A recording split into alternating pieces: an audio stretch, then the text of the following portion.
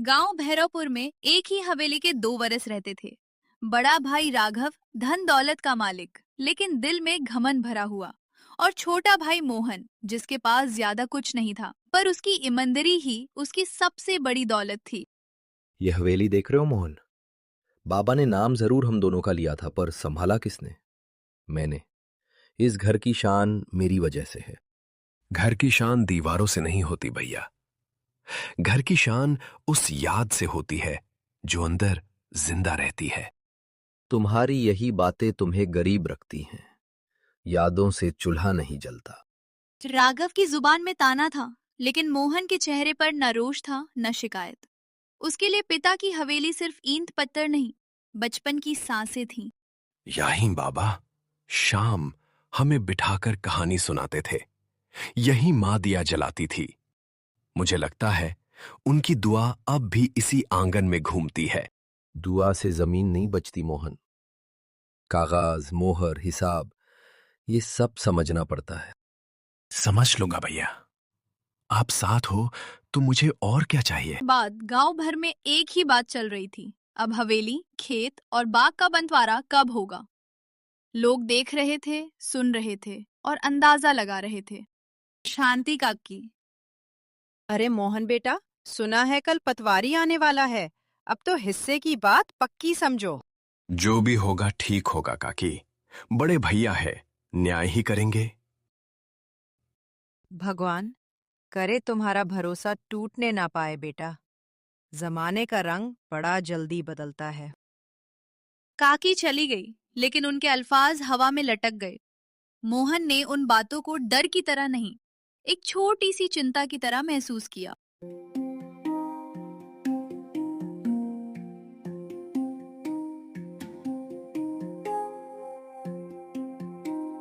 भैया, गांव वाले जो मर्जी कहें, मुझे आप पर पूरा भरोसा है। बाबा होते तो भी वही चाहते हम साथ रहें। बाबा की इच्छा मुझे तुमसे ज्यादा याद है मोहन। तुम बस फिक्र छोड़ दो, मैं सब संभाल लूंगा। मुझे पता था आप ऐसा ही कहेंगे। हवेली के अंदर एक पुराना कमरा था, जहां पिता के कागज, कुछ मोहरे और जमीन के नक्शे संभल कर रखे गए थे। मोहन ने कभी उन्हें छुआ तक नहीं, क्योंकि उसके लिए भरोसा कागज से बड़ा था। भरोसा, हाँ, इसी भरोसे पर दुनिया चलती भी है और लूटती भी। कुछ कहा आपने भैया? नहीं, बस हिसाब देख रहा था। तुम्हें इन बातों में पड़ने की जरूरत नहीं। आप जो ठीक समझे। मैं खेत देखाता हूं। बाबा को वही सबसे प्यारे थे। मोहन के कदम खेत की ओर बढ़ गए। उसने मिट्टी को हाथ में उठाया, जैसे पिता का हाथ पकड़ रहा हो। उसके लिए जमीन सिर्फ मिल्कियत नहीं, जिम्मेदारी थी। बाबा कहते थे जमीन इंसान को पहचाती है। जो ईमानदारी से जोते वो कभी खाली नहीं रहता। और फिर राघव भी खेत पर आ गया। और जो समय पर कागज ना संभले, वो हाथ मसलता रह जाता है। भैया, मुझे दौलत का लोभ नहीं, बस इतना हो कि बाबा का नाम बदनाम ना हो। नाम तब बचता है जब घर एक मजबूत हाथ में हो। दो टुकड़े होने से सब बिखर जाता है। अगर आप समझते हैं कि आप बेहतर संभाल सकते हैं तो मैं विरोध क्यों करूंगा? आप बड़े हैं। यही मोहन की सबसे बड़ी ताकत थी, और शायद सबसे बड़ी कमजोरी भी। उसने कभी धोखे की सोच तक को अपने दिल के पास आने नहीं दिया। खेत के किनारे सूरज थोड़ा ऊपर चढ़ गया है। दूर से पटवारी और दो गांव के आदमी ढूंढले से नजर आते हैं, जैसे कल की आहट आज ही चल पड़ी हो। राघव उन्हें देखकर सीधा हो जाता है। पटवारी रामदीन। राघव बाबू, कल दोपहर तक कागज तैयार रखिए। पंचायत के सामने बंटवारे की बात होगी। सब तैयार मिलेगा रामदीन जी, कोई कमी नहीं होगी। अच्छा है, सबके सामने फैसला होगा तो और भी साफ रहेगा। इंसाफ वही रहता है बेटा, जहां नीयत साफ हो। पटवारी की बात छोटी थी, पर उसका बोझ गहरा। मोहन ने उसे साला समझा और राघव ने उसे चुनौती। कल सबके सामने जो होगा, उसके बाद किसी को कुछ कहने का मौका नहीं मिलेगा। मौका क्यों मिलेगा भैया? न्याय होगा बस।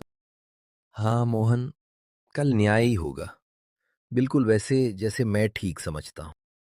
उस रात भैरवपुर सो तो गया, लेकिन हवेली जागती रही। एक भाई सपने में इंसाफ देख रहा था और दूसरा अंधेरे में फैसला लिख रहा था। सुबह ने रात का पर्दा हटा दिया था, लेकिन मोहन के लिए अंधेरा अभी खत्म नहीं हुआ था। हवेली के बीचों बीच पिता के नाम की जायदाद का फैसला कागजों पर लिखा जा चुका था। पटवारी जी, सब साफ लिखा है। हवेली, खेत, बाग, कुआं, सब मेरे हिस्सा में। मोहन के नाम कुछ भी दर्ज नहीं। कुछ भी नहीं? भैया, ये कैसे हो सकता है? बाबूजी ने कभी ऐसा सोचा भी नहीं होगा। मोहन, कागज पर मोहर है, दस्तखत है। कानू कागज देखता है, दिल की बात नहीं। गोरी, मोहन की पत्नी। पर सच भी कोई चीज होती है पटवारी जी? एक ही बाप के दो बेटे और एक को सब, दूसरे को कुछ नहीं। सच वही होता है जो साबित हो, और आज साबित यही हुआ है। मोहन, अब जिद छोड़ो। मोहन ने राघव के चेहरे को देखा। वही भाई जिसके साथ बचपन में उसने एक रोटी बांटी थी, आज उसी के हिस्से की जमीन निगल कर खड़ा था। भैया, जमीन रख लो, हवेली रख लो, पर इतना तो कह दो कि ये न्याय है। झूठ को न्याय मत बोलो। दुनिया में सीधे आदमी को जीना है तो कग्ज समझना चाहिए, आंसू नहीं। तुम समझे नहीं, इसमें मेरा क्या दोष? चलिए, यहाँ और खड़े रहने से अपमान ही बढ़ेगा। जहाँ इज्जत न बचे, वहाँ दीवार भी अपनी नहीं होती। जो घर न्याय छीन ले, उसमें रहना भी बोझ बन जाता है। चलो बच्चों। बाबा, हम कहाँ जाएंगे? हमारा घर तो यही है ना? जहां हम साथ होंगे बेटा, वहीं घर होगा। दीवार से घर नहीं बनता, अपनों से बनता है। पर मेरी गुड़िया तो अंदर रह गई। मैं ले आती बिटिया, पर कुछ चीजें छोड़ देना ही बेहतर होता है। चलो। उसी दिन बिना शोर मचाए, बिना किसी से भीख मांगे, मोहन ने हवेली की दहलीज छोड़ दी। कांधे पर एक पुरानी पोटली थी, साथ में पटनी, दो बच्चे और दिल पर आने का पहला बोझ। मोहन के पास ना खेती थी ना पैसा, लेकिन उसके अंदर एक चीज अब भी जिंदा थी, मेहनत पर विश्वास और ईमानदारी पर भरोसा। ये झोपड़ी तो कभी भी गिर सकती है मोहन। बारिश आई तो बच्चों को कहाँ बिठाएंगे? गिरेगी नहीं गौरी, हम इससे संभल लेंगे। हाथ सलामत है, नियत सलामत है, घर भी संभल जाएगा। माँ, आज खाने को क्या मिलेगा? जो होगा बांट कर खाएंगे। आज कम होगा, कल ज्यादा होगा। बाबा, क्या हम यहाँ भी दिया जलाएंगे रात को? हाँ बिटिया, दिया भी जलेगा, और एक दिन खुशियों का चिराग भी। पर भरोसे से चूल्हा नहीं जलता मोहन। कल से कुछ काम ढूंढना होगा। कल का इंतजार क्यों? सुबह होते ही गांव के खेतों पर जाऊंगा, मजदूरी करूंगा, पसीना बेचूंगा, पर जमीर नहीं। रात कठिन थी। बच्चे भूख और थकान के बीच सो गए, पर मोहन की आंखों से नींद दूर रही। हर सांस के साथ उसे पिता की याद और भाई का धोखा चुपता रहा। सुबह मुर्गी की आवाज के साथ मोहन उठ खड़ा हुआ।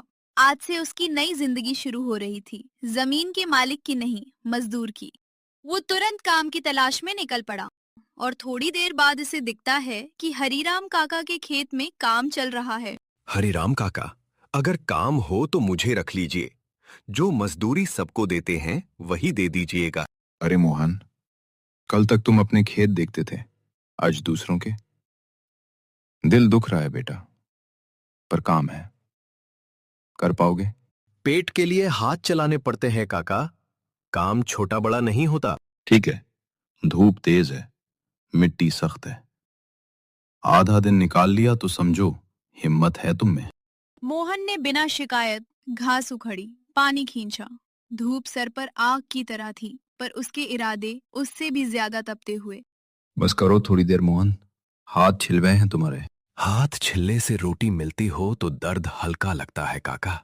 ये लो आज की मजदूरी, और ये 2 मुट्ठी गेहूं अलग से रख लो, बच्चों के काम आ जाएगा। मजदूरी जितनी बनती है उतना दे दीजिए। बिना हक का एक दाना भी घर ले गया तो बच्चों को क्या सिखाऊंगा? आजकल कौन मना करता है मोहन? गरीबी में तो लोग ज्यादा पकड़ लेते हैं। शाम तक उसका शरीर टूट चुका था, लेकिन उसकी रेखाएं सीधी थी। उसने मजदूरी ली, झुककर धन्यवाद दिया और घर की ओर चल पड़ा। उस दिन मोहन खाली जेब से नहीं, साफ जमीर के साथ घर लौटा। लेकिन ईमानदारी का रास्ता अक्सर सबसे कठिन होता है। इतने में आज का चूल्हा जल जाएगा, पर आपकी हालत देखी है, बुखारी सा लग रहा है। ठाकन है बस, कल फिर जाऊंगा। रुक गया तो बच्चों की भूख नहीं रुकेगी। बाबा, आज रोटी मिलेगी ना? हाँ बेटा, आज रोटी मिलेगी। और कल? कल के लिए आज से ज्यादा मेहनत करेंगे। झोपड़ी के बाहर रात फिर उतर आई। मोहन ने सोचा था अन्याय का पहला दिन कट गया, पर उसे क्या पता था कि हवेली से निकला साया अब भी उसका पीछा कर रहा है। मोहन, इतनी रात को बाहर कौन हो सकता है? पता नहीं, तुम बच्चों के पास रहो। जब मोहन ने झोपड़ी का दरवाजा हल्का सा खोला, अंधेरे में एक पर्चा हवा से हिलता हुआ उसके पैरों के पास आ गिरा। ये हवेली की मुहर? इतनी रात को? कागज पर सिर्फ इतना लिखा था, जो छीन गया उसका दर्द अभी शुरू हुआ है। मोहन के चेहरे का रंग उड़ गया। रात भर मोहन की आंखों में नींद नहीं आई। उस अधूरे कागज पर लिखे शब्द, जो छिन गया उसका दर्द अभी शुरू हुआ है, उसके सीने में कांटे की तरह चुभते रहे। सुबह की पहली रोशनी के साथ उसने तय कर लिया, अब चुप रहना कमजोरी होगी। मोहन, तुम सच में जाओगे? मुझे अच्छा नहीं लग रहा। जिस तरह रात को वो पर्चा आया, ये सीधी धमकी है। धमकी से सच नहीं बदलता गौरी। अगर बाबूजी ने हमारे लिए कुछ छोड़ा था तो उसे दबाकर कोई अपना नहीं बन जाता। आज बात साफ करनी ही होगी। पर किसके पास जाओगे? गांव में सब बड़े भैया से डरते हैं, कोई खुलकर उनके खिलाफ बोलेगा नहीं। एक आदमी है, मास्टर जी। बाबूजी उन्हें भाई से बढ़कर मानते थे। अगर किसी को सच पता होगा तो वही बताएंगे। गौरी ने उसकी आंखों में पहली बार डर से बड़ा कुछ देखा, संकल्प। उसने चुपचाप वो अधूरा कागज मोहन के हाथ में रखा, जैसे किसी लड़ाई पर जाते आदमी को विश्वास थमाया जाता है। सावधान रहना, और जो भी सुनो अकेले मत सहना। लौटकर मुझे सब बताना। मैं लौटूंगा गौरी, इस बार खाली हाथ नहीं। या तो सच लेकर या सच की राह लेकर। गांव की पगडंडी पर चलते हर कदम के साथ मोहन को बीते बरस याद आते रहे। बचपन, खेत, पिता की आवाज और वही आंगन जहां कभी दोनों भाई साथ खेलते थे। अब वही यादें उसके अंदर सवाल बनकर उठ रही थी। अगर बाबूजी ने बराबरी चाही थी तो फिर मेरे हिस्से में सिर्फ अपमान क्यों आया? कुछ ही देर में वो गांव के किनारे बने उस पुराने मकान तक पहुंचा जहां मास्टर जी अकेले रहते थे।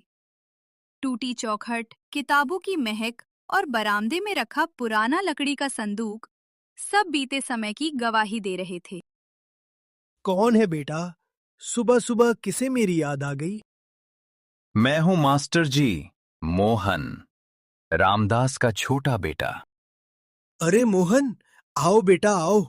चेहरा क्यों उतरा हुआ है? और ये आंखें, लगता है रात भर चैन नहीं मिला। चैन तो बाबूजी के जाने के दिन ही चला गया था मास्टर जी, पर कल रात जो हुआ उसने पुराना घाव फिर से खोल दिया। मैं आपसे सच पूछने आया हूं। साफ साफ कहो बेटा, बात जितनी छुपती है उतनी सरती है। ये पर्चा रात को मेरी झोपड़ी के बाहर मिला। हवेली की मोहर लगी है और मेरे पास बाबूजी के कागज का एक अधूरा टुकड़ा भी है, जो बंटवारे वाले दिन जल्दी में गिरा था। मोहन कांपते हाथों से मुड़ा तुड़ा कागज मास्टर जी को देता है। धुंधली स्याही, पुराने हस्ताक्षर का आधा हिस्सा और कुछ अधूरे शब्द। तो आप पहचानते हैं इसे? इसमें क्या लिखा था मास्टर जी? मुझे सच सच बताइए। ये लिखावट मैं कैसे भूल सकता हूं? तुम्हारे पिता जब भी किसी जरूरी कागज पर हस्ताक्षर करते थे, रामदास का रा थोड़ा झुकाकर लिखते थे। ये उन्हीं का हाथ है। तुम्हारे बाबूजी ने एक बार मुझसे कहा था, मास्टर, मेरे बाद मेरे दोनों बेटे बराबर रहेंगे। धन कम ज्यादा हो सकता है, पर न्याय कम नहीं होना चाहिए। उस दिन उन्होंने वसीयत का मसौदा भी दिखाया था। बराबर? हाँ, बराबर। खेत, बगीचा, पुरानी हवेली का हिस्सा, यहाँ तक कि कुएं की जमीन भी दोनों भाइयों में आधी आधी बांटने की बात कही थी। पर बड़े भैया ने तो सब अपने नाम कर लिया। मुझे तो बस इतना कहा गया कि तेरे नसीब में मेहनत है, जायदाद नहीं। क्या बाबूजी की इच्छा को ऐसे कुचल दिया गया? इच्छा नहीं बेटा, न्याय कुचला गया। और जब न्याय कुचला जाता है तो घर बाहर से बड़ा दिखता है पर भीतर से उजड़ जाता है। मुझे उस दिन ही शक हुआ था जब बंटवारे की जल्दी मचाई गई। अगर ये सच है तो पूरा कागज कहाँ है? आधे शब्द से मेरा हक वापस नहीं आएगा। मुझे पूरा सच चाहिए, पूरा सबूत। मोहन की उंगलियां मुट्ठी में बदल गईं। बरसों का अपमान अब पहली बार शक से निकलकर सच का आकार लेने लगा था। उसके चेहरे पर दर्द था, पर उस दर्द में अब दिशा भी थी। हो सकता है असली वसीयतनामा तहसील के रिकॉर्ड में दर्ज हो। तुम्हारे पिता सावधान आदमी थे और अगर वहां ना मिला तो एक और जगह है, उनका पुराना लोहे का संदूक। वही संदूक जो हवेली के पिछवाड़े वाले कमरे में रहता था। हाँ, उसमें पुराने खसरे, रसीदें और निजी कागज रखे जाते थे। तुम्हारे पिता किसी पर आंख बंद करके भरोसा नहीं करते थे। नकल अलग, असल अलग रखते थे। पर हवेली में अब मेरा कदम रखना भी बड़े भैया को नागवार है और तहसील तक पहुंचने में भी वक्त लगेगा।